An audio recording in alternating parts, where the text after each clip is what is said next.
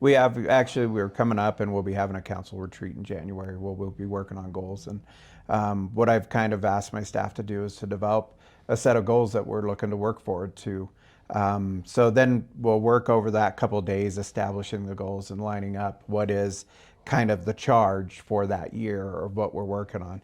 Now, of course, housing is going to be probably number one priority on there. I think it's the number one priority all across the nation. Any community you're in is how to solve this issue of the availability of housing and the cost of housing, and to bring them into where you can match up your AMIs with the cost of housing to allow people to be able to thrive here in Laramie, work their jobs, have good quality of life, and be successful here and want to stay here in Laramie. Have some money left over at the end of the day to spend.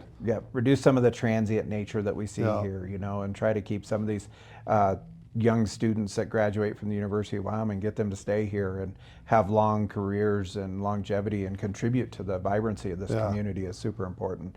So that's obviously some of the stuff. We'll be focusing on economic development.